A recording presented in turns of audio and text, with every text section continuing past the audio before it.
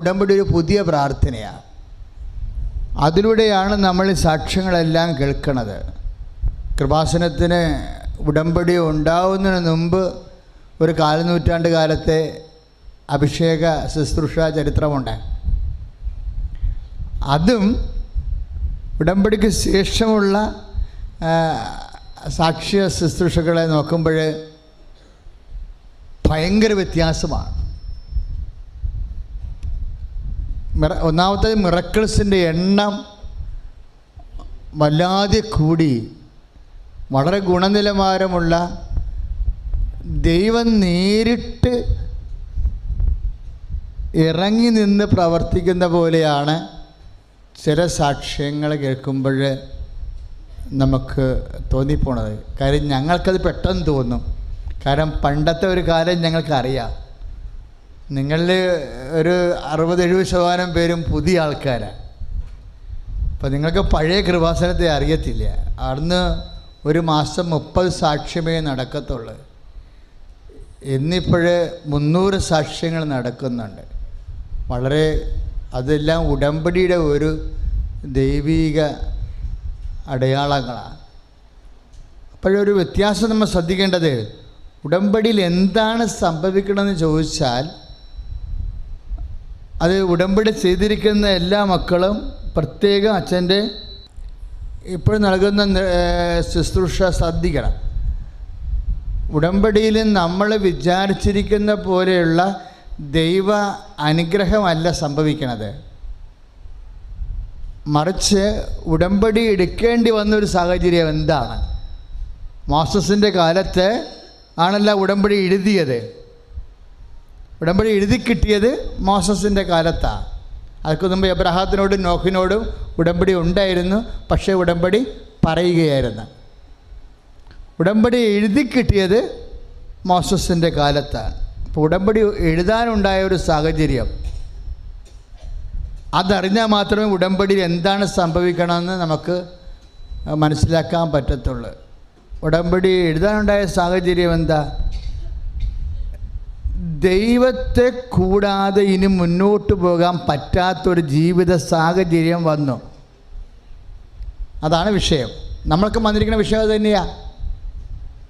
ഇപ്പോൾ 1 കോടി കടം, 2 കോടി കടം എന്നൊക്കെ പറഞ്ഞിട്ട് ഞാൻ ചോദിക്കും, അതിൻ്റെ മാനുഷികമായ മാർഗം എന്താണെന്ന് ചോദിക്കുമ്പോൾ അവർ കണ്ണും തുറിക്കും, കയ്യും മരത്തും.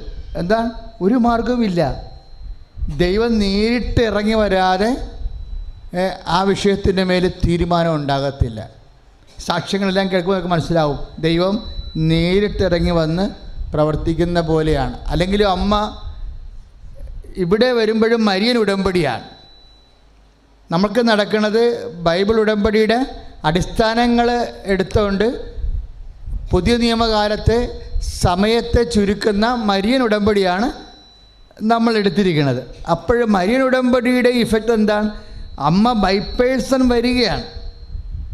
ഉടമ്പടിക്ക് ശേഷം പല സാക്ഷ്യങ്ങളും പറഞ്ഞത് മാതാവിനെ ഞങ്ങൾ ഞങ്ങളുടെ ബെഡ്റൂമിൽ കണ്ടു എന്നാണ് പറഞ്ഞത്. അങ്ങനെ ഒരു സാക്ഷ്യമല്ല.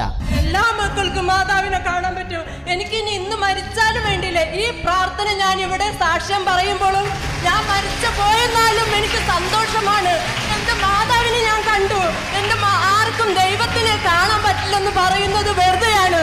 ദൈവത്തിനെ മനസ്സ് വിചാരിച്ചാൽ വിളിച്ചാൽ കാണാൻ പറ്റും. കഴിഞ്ഞ ദിവസങ്ങളിൽ ഒരു സാക്ഷ്യം ഇവിടെ സഹോദരി പറഞ്ഞത്, കാര്യം ആ സാക്ഷ്യത്തെ നേച്ചർ നിങ്ങൾ പരിശോധിക്കണം. സാക്ഷ്യം നിങ്ങൾ ചില ആൾക്കാർ അമ്മയെ കാണുന്നില്ലെങ്കിലും ഉടമ്പടിയോടുകൂടി അമ്മ നിങ്ങളുടെ വീട്ടിൽ വരുന്നുണ്ട്. അതുകൊണ്ടാണ് ഈ വിഷയത്തിൽ കുറച്ചുകൂടി കർക്കശമായി വരണമെന്ന് പറഞ്ഞതിൻ്റെ കാരണം. ഇപ്പോൾ 2 സാക്ഷ്യങ്ങൾ അടുത്തടുത്ത് വന്ന സാക്ഷ്യങ്ങൾ എന്താ? ഒരു സാക്ഷ്യം എന്താ? അവർക്ക് കച്ചവടമില്ല. അവർ ചെയ്തുകൊണ്ടിരിക്കുന്ന കച്ചവടം, ഇപ്പോൾ തൈക്കാട്ടുശ്ശേരിക്കാരുടെ സാക്ഷ്യം എന്താണ്? കച്ചവടമില്ല, അവർക്ക് ജീവിക്കാനുള്ള മാർഗം വറ്റിപ്പോകുന്നു. അപ്പോൾ അവർക്ക് പുതിയ കട വേണം, ടൗണിൽ വേണം. അപ്പം അത് അവർ ആ ടൗണിൽ ഉടമ്പടി ചെയ്ത് പിറ്റേ ദിവസം തന്നെ ഒരാൾ വന്ന് അവരോട് പറയുകയാണ്, ടൗണിൽ ഒരു കട ചെയ്യുന്നുണ്ട്, നിങ്ങൾക്ക് വേണേൽ പോയി അന്വേഷിക്കാം. അവിടെ ചെന്നപ്പോൾ കടയില്ല. നിങ്ങളുടെ അയൽവാസി തന്നെയാണ് ആ കട ചെയ്യണമെന്ന് പറഞ്ഞു. അവിടെ ചെന്നപ്പോൾ കടയില്ല, പക്ഷെ അയൽവാസി അവിടെ നിൽക്കുന്നുണ്ട്. ഇവർ തമ്മിൽ സംസാരിച്ചപ്പോൾ ഇയാളുടെ ഉദ്ദേശം അവരോട് പറയും, അപ്പോൾ പറഞ്ഞു കുഴപ്പമില്ല, ഒരു 2 നില കെട്ടിടം നിങ്ങൾക്ക് വേണ്ടി ഞാൻ പണിത് തന്നോളാം. പക്ഷെ അങ്ങനെ പറയണ സമയത്ത് ഉടമ്പടി ചെയ്ത ചേച്ചി വീട്ടിൽ നിൽക്കുകയാണ്. അപ്പോൾ ഉടനെ അമ്മ ബൈ പേഴ്സൺ ഇവിടെ മുമ്പിലിരിക്കും. ഞങ്ങളുടെ മുറിയുടെ അകത്ത് ചാരനിറത്തിൽ പരിശുദ്ധ അമ്മ ഷോള് പുതച്ച് നിൽക്കുന്നു. ഹല്ലേലൂയ. ഹസ്ബൻഡ് ആരെ കാണാനാണോ പോയത് ആ വ്യക്തിയുടെ പേര് പറഞ്ഞിട്ട് പരിശുദ്ധ അമ്മ എന്നോട് പറയുവാണ്, ആ വ്യക്തിയുടെ കടമുറിയാണ് നിങ്ങൾക്ക് കിട്ടുക എന്ന്. കുറച്ച് കഴിഞ്ഞപ്പോൾ ഹസ്ബൻഡ് വന്നു. ഞാൻ ചോദിച്ചപ്പോൾ ആ സ്ഥലത്ത് കല്ല് പോലും ഇട്ടിട്ടില്ല, ആ സ്ഥലത്ത് ഒന്നും തീരുമാനിച്ചിട്ടില്ല. എന്തിനാണെന്നോ ആർക്ക് വേണ്ടിയിട്ടാണോ പണിയുന്നതെന്നത് പോലും ആ ഉടമസ്ഥൻ തീരുമാനിച്ചിട്ടില്ല. 2 നിലയോട് കൂടിയ കെട്ടിടം നിങ്ങൾക്ക് പണിത് നൽകാമെന്ന് ആ നിമിഷം അയാൾ ഉറപ്പ് നൽകി. അവർ കരഞ്ഞു പോകും.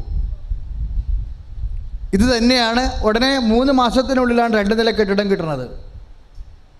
എല്ലാ ജീവിത ആവശ്യങ്ങളുടെ മേലാണ് ഉടമ്പടി പ്രവർത്തിക്കുന്നത്. മോസസിനോട് ചെയ്ത കാലത്തും മോസസിനോട് പറഞ്ഞു, നിൻ്റെ അപ്പക്കുട്ടയും മാവ് കുഴക്കുന്ന കലവും ഞാൻ അനുഗ്രഹിക്കും, നിനക്ക് കടം വാങ്ങേണ്ടി വരത്തില്ല, നീ കടം കൊടുക്കുന്നവനാകുമെന്ന് പറഞ്ഞു. സമ്പത്തിൻ്റെ പേരും ദൈവം അനുഗ്രഹിക്കും.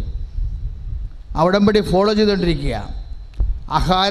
ആഹാരത്തിൻ്റെ മേൽ, അടിസ്ഥാന ആവശ്യങ്ങളുടെ മേൽ ദൈവത്തിൻ്റെ ഇടപെടൽ വാഗ്ദാനമായി നൽകുന്നതാണ് ഉടമ്പടിയുടെ പ്രത്യേകത. അതുകൊണ്ടാണ് അവർക്ക് വീഞ്ഞില്ലെന്ന് അമ്മ പറയണത്. ആഹാരമല്ലേ വീഞ്ഞ്. അത് കല്യാണത്തിന് വീഞ്ഞില്ലെന്നുണ്ടെങ്കിൽ യഹൂദന് അത് അടിസ്ഥാന പ്രശ്നമാണ്. അടിസ്ഥാന പ്രശ്നങ്ങളുടെ മേലെല്ലാം അമ്മ ബൈ പേഴ്സൺ ഇടപെടുകയാണ്. കഴിഞ്ഞ ദിവസങ്ങളിൽ നടന്ന വേറൊരു സാക്ഷ്യം, നമ്മുടെ വരാപ്പുഴ ജോസഫ് ചേട്ടൻ്റെ സാക്ഷ്യം എന്താണ്? ജോസഫ് ചേട്ടൻ്റെ വയറ് 8 പേരെ ഒരുമിച്ച് കിടത്തിയിരിക്കുന്ന ആശുപത്രി. എന്തിനാണ്? Liver cirrhosis. ചേട്ടൻ്റെ ലിവർ ലീക്ക് ചെയ്തിട്ട് വയറ് വീർത്തിരിക്കുകയാണ്. ഡോക്ടർ ഇനി ഒന്നും ചെയ്യാനില്ല. ഡോക്ടർ എന്താ പറഞ്ഞത്? നമുക്ക് ബുധനാഴ്ച രാവിലെ വെള്ളം കുത്തിയെടുക്കാം. ഡോക്ടർ ഉറങ്ങാൻ പറ്റണില്ല എന്ന് പറയുമ്പോഴാണ്, ഉറങ്ങണമെങ്കിൽ പിന്നെയുള്ള കാര്യം വയറ്റിലെ വെള്ളം കുത്തിയെടുക്കണം. അപ്പോൾ അനിയൻ വന്ന് ഉടമ്പടി ചെയ്യും. അനിയൻ ഇവിടുന്ന് ഒരു നേർച്ച വസ്തു കൊണ്ട് ചേട്ടനോട് കൊടുക്കും. ചേട്ടൻ കൊടുത്തിട്ട് പറയും, ഇന്ന് രാത്രി അമ്മ ചേട്ടനെ ബൈ പേഴ്സൺ കാണുന്നുണ്ടെന്ന് പറയും. അപ്പം അമ്മ നേരിട്ട് വന്ന് ചേട്ടനെ അവൻ ഇവിടെ വന്നപ്പോൾ അമ്മ അവൻ്റെ മനസ്സിൽ കൊടുത്ത ചിന്തയാണ്, ഞാനിന്ന് രാത്രി നിൻ്റെ ചേട്ടനെ കാണാൻ വരുന്നുണ്ടെന്ന്. ചേട്ടന് 55 വയസ്സുണ്ട്. രാത്രി 2 മണിയായിട്ട് ഈ മനുഷ്യൻ ഉറക്കമില്ല. കാര്യം വയറിങ്ങനെ മെത്തി വീർത്തിരിക്കണ കാരണം ഉറക്കമില്ല. 2:30 മണിയായപ്പോൾ ഒരു കണക്കിന് ഉറങ്ങി മയങ്ങിപ്പോയി. പെട്ടെന്ന് അമ്മ പ്രത്യക്ഷപ്പെട്ട് അയാളുടെ സാക്ഷി നിങ്ങൾ കേൾക്കാം. എനിക്ക് ലിവർ സിറോസ് ബാധിച്ച് ഞാൻ ലിസി ഹോസ്പിറ്റലിൽ അഡ്മിറ്റായിരുന്നു. ഡോക്ടർ പറഞ്ഞത് ഈ ആളെ രക്ഷപ്പെടുത്താൻ സാധിക്കില്ലെന്നും എൻ്റെ വയറാണെങ്കിൽ ഇത്രയും വയറ് വീർത്തിരിക്കുകയായിരുന്നു. അപ്പോൾ അതുകൊണ്ട് ഇത് വെറുതെ ഇങ്ങനെ മരുന്ന് ചെയ്യുക എന്ന് മാത്രമേ ഉള്ളൂ. അപ്പോൾ എൻ്റെ അനിയൻ കൃപാസനത്തിൽ വന്ന് ഉടമ്പടി എടുക്കുകയും അനിയനെത്തി എനിക്ക് വേണ്ടി പ്രാർത്ഥിക്കുകയും എല്ലാം ചെയ്തതിൻ്റെ ഫലമായി 26-ാം തീയതി എന്നോട് വയറിൽ നിന്ന് വെള്ളം കുത്തിക്കളയാൻ പറഞ്ഞിരുന്നതാണ്. അപ്പം ഞാൻ വന്നേക്കാം എന്ന് പറഞ്ഞ് ഡോക്ടറിൻ്റെ അടുത്ത് പോന്നു. എന്നെ ചികിത്സിക്കുന്ന ഡോക്ടർ ജോണി സിറിയക്കാണ്. അപ്പോൾ ഡോക്ടർ പറഞ്ഞ് ഇതെന്ത് ചെയ്താലും രക്ഷപ്പെടാൻ സാധ്യതയില്ല എന്ന് പറഞ്ഞു. തൽക്കാലം വെള്ളം കളയാൻ നമുക്കൊരു ആശ്വാസം കിട്ടും അയാൾക്ക് എന്ന് മാത്രമേ ഉള്ളൂ. എനിക്ക് പള്ളിയിൽ പോകാനോ വേറെ എങ്ങും ഒന്നും പോകാൻ സാധിക്കാത്തൊരവസ്ഥയിലായിരുന്നു എൻ്റെ ജീവിതം. എൻ്റെ അനിയൻ 25-ാം തീയതി രാത്രി ഇവിടെ വന്നിട്ട് ഒരു കൊന്തയും ഒരു രൂപവും വാങ്ങിച്ച് എനിക്ക് കൊണ്ടുവന്നിട്ട് പറഞ്ഞ്, ചേട്ടൻ റൂമിൽ വെച്ചിട്ട് പ്രാർത്ഥിച്ചോ, മാതാവ് വരും, ഇതൊക്കെ ഒഴിവാക്കി തരും. അന്ന് എനിക്ക് ഉറങ്ങാൻ സാധിക്കണ്ടായില്ല. കാരണം വയറ്റിൽ വെള്ളം നിറഞ്ഞതുകൊണ്ട് ഒരു വശത്തോട്ട് ചരിഞ്ഞ് കിടക്കാനാ ഒന്നും സാധിക്കാതെ ഞാൻ പല ദിവസങ്ങളിലായി കഴിച്ചു കൂട്ടുന്നത്. രാത്രി ഒരു 2 മണി 2:30 മണിയായപ്പോഴാണ് ഞാൻ ഉറങ്ങാൻ കിടന്നത്. ഉറങ്ങി കുറച്ച് കഴിഞ്ഞപ്പോഴേക്കും ഒരു അരമണിക്കൂറിൽ കൂടുതലായിട്ടുണ്ടാവില്ല, മാതാവ് എൻ്റെ കാൽച്ചോട്ടിൽ വന്ന് നിൽക്കുക. അപ്പം ഞാൻ കരുതി രാത്രി അനിയൻ പറഞ്ഞത് കേട്ടിട്ട് വല്ല സ്വപ്നം കൊണ്ടായിരിക്കും എന്ന് കരുതി എഴുന്നേറ്റിരുന്ന് ഞാൻ മാതാവിനോട് പ്രാർത്ഥിച്ചു. പ്രാർത്ഥിച്ച് കുറച്ച് സമയം കഴിഞ്ഞപ്പോൾ എൻ്റെ വയറ് ഇരക്കാൻ തുടങ്ങി. എൻ്റെ വയറ്റിലുണ്ടായ വെള്ളവും ഗ്യാസും എല്ലാം പോയി, വയറൊട്ടി. ഇപ്പോഴത്തെ അവസ്ഥയിൽ 26-ാം തീയതി ഞാൻ ഡോക്ടറെ കാണാൻ പോകണ്ടെന്ന് പറഞ്ഞിട്ട് എൻ്റെ വൈഫ് സമ്മതിക്കാതെ എന്നെ കൊണ്ടുപോയി. ചെന്നപ്പോൾ ഡോക്ടർ അന്ന് എൻ്റെ വയറ് കുത്താൻ വേണ്ടി അഡ്മിറ്റാക്കാൻ വേണ്ടി കാത്തിരിക്കുകയായിരുന്നു. വയറൊട്ടിയെന്ന് കണ്ടപ്പോൾ ഡോക്ടർ പറഞ്ഞ് വയറെല്ലാം ഒട്ടിയിട്ടുണ്ടല്ലോ, ഇനി കുത്തേണ്ട കാര്യമില്ല, നമുക്കൊരു സ്കാൻ ചെയ്ത് നോക്കണം എന്ന് പറഞ്ഞ്. സ്കാൻ ചെയ്തപ്പോൾ എനിക്ക് യാതൊരു കംപ്ലൈൻറ്റും ഇല്ല. അപ്പോൾ ഇയാൾ കണ്ണ് തുറന്ന് നോക്കിയപ്പോൾ ഇയാൾ വിചാരിച്ച് സ്വപ്നമാണ്, അനുജനിങ്ങനെ പറഞ്ഞത് കൊണ്ട് അത് ഓർത്ത് കിടന്നത് കൊണ്ട് വന്നു പോയ ഒരു സ്വപ്നമാണ്. പക്ഷെ അങ്ങനെയല്ല. ഒരു സെക്കൻഡ് കഴിഞ്ഞപ്പോൾ വയറിങ്ങനെ ഇരക്കാൻ തുടങ്ങി. 3 മിനിറ്റിനുള്ളിൽ ബാത്റൂമിൽ ചെന്നപ്പോൾ ഈ വയറിൻ്റെ ഉണ്ടായിരുന്ന മുഴുവൻ ഗ്യാസും വെള്ളവും എല്ലാം അടിച്ച് പുറത്തു പോയി. വയറ് ചുട്ടി പഴയതുപോലെയായി. രാവിലെ ഡോക്ടർ വന്ന് വെള്ളം കുത്തിയെടുക്കാൻ നോക്കിയപ്പോൾ വയറ് വരെ ചുട്ടിക്കിടക്കണം. അപ്പോൾ ഡോക്ടറിനോട് സംഭവിച്ച കാര്യം പറഞ്ഞു. അപ്പോൾ ഡോക്ടർ അതൊന്നും മിണ്ടിയില്ല. ഡോക്ടർ നിങ്ങളുടെ കരളിൻ്റെ പൊസിഷൻ എന്താണെന്ന് അറിയാട്ടെന്ന് പറഞ്ഞ് കരൾ കൊണ്ട് സ്കാൻ ചെയ്ത്. പക്ഷെ സ്കാൻ ചെയ്തപ്പോൾ പുതിയ കരൾ പോലെ ഇരിക്കണത്. അപ്പോൾ ഈ അമ്മയുടെ വ്യക്തിപരമായ സന്ദർശനം ഇപ്പോൾ തുടങ്ങിയതല്ല. ഈ പ്രത്യക്ഷീകരണ പ്രാർത്ഥന എന്ന് കുറേ ആൾക്കാരോട് സാക്ഷ്യം പറഞ്ഞില്ലേ?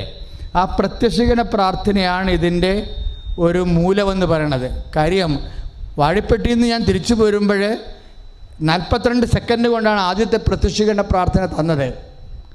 ആ പ്രത്യക്ഷീകരണ പ്രാർത്ഥനയിൽ ഒരു വരിയാണ്, അമ്മ ആഗ്രഹിക്കുന്ന ഒരു പ്രക്ഷാകര പദ്ധതി കൃപാസനത്തിലും ഞങ്ങളുടെ കുടുംബത്തിലും നിറവേറ്റാൻ ഇടയാക്കണമേ എന്ന്. ആ പഴയ പ്രത്യക്ഷീകരണ പ്രാർത്ഥന ചൊല്ലിയവർക്കറിയാം. ആ അമ്മ ആഗ്രഹിക്കുന്ന രക്ഷാകര പദ്ധതിയായിട്ടാണ് പിന്നീട് അമ്മ ഉടമ്പടി പ്രാർത്ഥന തരുന്നത്. പക്ഷെ ആ പ്രത്യക്ഷീകരണ പ്രാർത്ഥന കൊടുത്ത ദിവസം 2015 സെപ്റ്റംബർ മാസം 14-ാം തീയതിയാണ് കൊടുത്തതെന്ന് തോന്നണം. കൊടുത്ത ദിവസം ഇവിടുന്ന് പ്രാർത്ഥന വാങ്ങിച്ചുകൊണ്ട് പോയ ഒരു ചേച്ചി വൈക്കത്ത് പോയി. വൈക്കത്ത് അവരുടെ ബന്ധുവിനെ കാണാൻ പോയി. ആശുപത്രിയിലാണെന്ന് വിചാരിച്ച് കാണാൻ പോയി. കാണാൻ ബന്ധു എന്താ സംഭവിച്ചിരിക്കണത്? പെട്രോളിയം ജെല്ല് വീണ് കൈ വെന്ത് കീറി പഴുത്ത് കിടക്കുകയാണ്. അപ്പോൾ ഈ കൈ കൊണ്ട് വേലയെടുത്ത് തിന്നാൻ പറ്റത്തില്ല, പഠിക്കാൻ പറ്റത്തില്ല, പരീക്ഷ എഴുതാൻ പറ്റത്തില്ല. പിന്നെ അവളെ കരഞ്ഞുകൊണ്ട് കിടക്കുന്ന സമയത്താണ് ഈ പ്രത്യക്ഷീകരണ പ്രാർത്ഥന കൊടുക്കുന്നത്. പ്രത്യക്ഷീകരണ പ്രാർത്ഥന ഒരു ദിവസം ഒരു നിമിഷം വായിച്ചിട്ട് അവരങ്ങ് പിന്നെ രാത്രി ഉറങ്ങിപ്പോയി. രാത്രി ഇത് കൊടുക്കണേ. രാത്രി ഏതോ ഒരു സമയത്ത് അമ്മ വന്ന് കയ്യെ തൊടുന്നുണ്ട്. കൈ അറ്റം മുതൽ ഈ ഭുജം വരെ തൊടും. ഇവൾ രാത്രി കണ്ണ് തുറന്ന് നോക്കുമ്പോൾ പഴുത്ത് വിണ്ടുകീറി വളരെ വേദനിച്ചിരുന്ന കൈ സാധാരണ പുതിയ കൈ പോലെ ഇരിക്കണം. അപ്പോൾ അവൾ വെളുപ്പിനെ ഓടി ഇവിടെ വന്ന് ഇങ്ങനെ സംഭവിച്ചെന്നും പറഞ്ഞ് ആ പ്രത്യക്ഷീകരണ പ്രാർത്ഥനയുടെ കാലം മുതൽ അമ്മ ബൈപ്പേഴ്സൺ നിങ്ങളുടെ കുടുംബത്തിൽ സംഭവിക്കണം. അപ്പം അതറിഞ്ഞ് വേണം ഈ ഉടമ്പടി ചെയ്യാൻ. നിങ്ങളുടെ എല്ലാവരുടെയും ജീവിതത്തിലേക്ക് അമ്മ വ്യക്തിപരമായിട്ട് വരുത്തുന്ന ഇപ്പോൾ ഒരു അനുഭവമാണെങ്കിൽ കുഴപ്പമില്ല. ഒരു ഒറ്റപ്പെട്ട സംഭവം അല്ലല്ലോ ഇത്. അമ്മ ബൈപ്പേഴ്സൺ കുടുംബങ്ങളിൽ വരണത് ഒറ്റപ്പെട്ട സംഭവമല്ല. ഇതിപ്പോൾ പലരും റെക്കർ ചെയ്തുകൊണ്ടിരിക്കുക. അതിൻ്റെ പ്രശ്നം വെച്ച് കഴിഞ്ഞാൽ ഉടമ്പടിയുടെ വാഗ്ദാനങ്ങളിൽ ഒന്നാണ്, ഞാൻ നിങ്ങളുടെ കൂടെ വരും.